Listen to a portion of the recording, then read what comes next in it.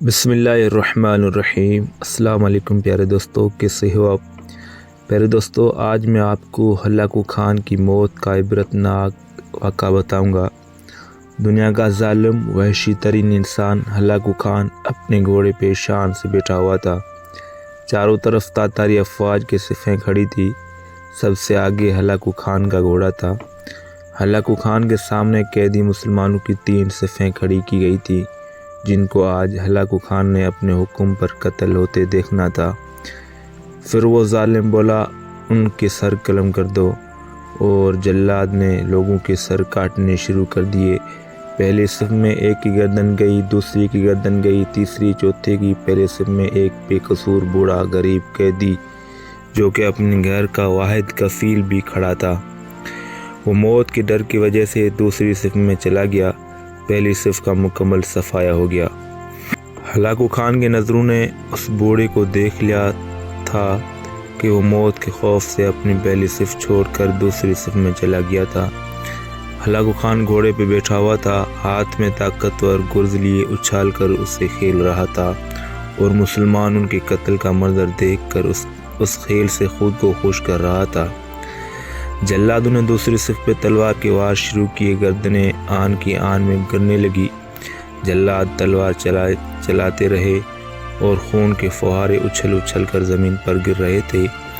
اس بوڑھے بابا نے جب دیکھا کہ دوسری صف کے لوگوں کی گردنیں کٹ کر اس کے باری بہت جلد آنے والی ہے، تو وہ بھاگ کر تیسری صف میں کھڑا ہو گیا۔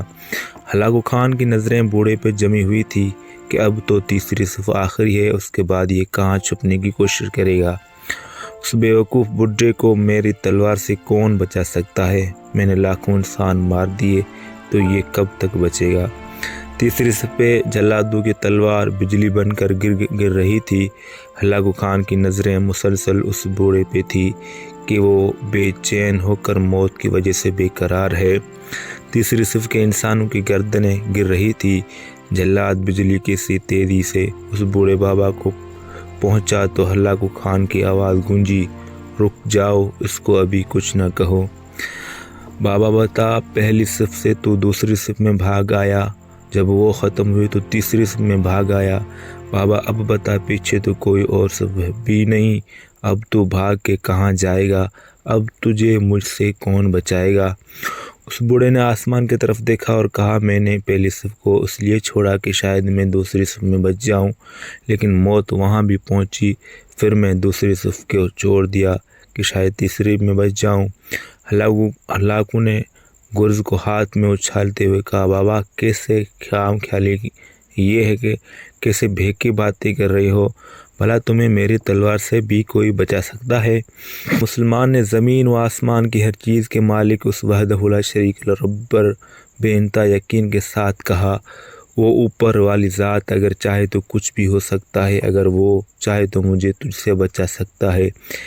کیسے بچا سکتا ہے؟ ہلاکو خان نے اتنے تکبر میں آ کر کہا کہ اس کے ہاتھ سے گرز گر پڑا۔ ہلاکو خان چابک، دست، ہوشیار، جنگجو اور چالاک انسان تھا۔ ہلاکو خان گھوڑے کے اوپر بیٹھے بیٹھے گرے ہوئے گرز کو اٹھانے کے لیے خود کو جھکایا کہ زمین پہ گرنے سے پہلے وہ اسے ہوا میں ہی پکڑ لیے۔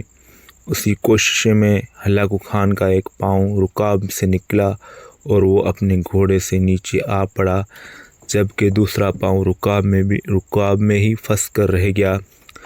ہلاکو خان کا گھوڑا اتنا ڈر گیا کہ بھاگ نکلا۔ ہلاکو نے خود کو بچانے کی بڑی کوششیں کی، لشکر بھی حرکت میں آ گیا، لیکن گھوڑا اتنا طاقتور تھا کہ کسی کے قابو میں نہ آیا۔ وہ ہلاکو خان کو پتھروں میں گھسیٹ گھسیٹ کر بھاگتا رہا، یہاں تک کہ ہلاکو خان کا سر پتھروں سے پٹک پٹک کر اس قدر لہو لہان ہو گیا کہ اس کی روح چند ہی منٹوں میں اپنے اس تکبر بھرے وجود کو چھوڑ کر جہنم رسید ہو گئی۔ لشکر نے جب بے انتہا کوششوں کے بعد ہلاکو خان کے طاقتور گھوڑے کو قابو کیا تو اس وقت تک اس کا سر بری طریقے سے کچلا جا چکا تھا۔ ہلاکو کا لشکر اس بوڑھے بزرگ سے اتنا خوف زدہ ہو گیا کہ لشکر نے اسے جان بوجھ کر نظر انداز کر دیا، اور وہ بابا بڑے آرام و سکون سے پیدل ہی اپنے گھر کے طرف چل پڑا۔ مظلوم کی آہ سے ڈرو، کیونکہ جب وہ اللہ سے رجوع کرتا ہے تو قبولیت بہت دور سے اس کا استقبال کرنے آتی ہے۔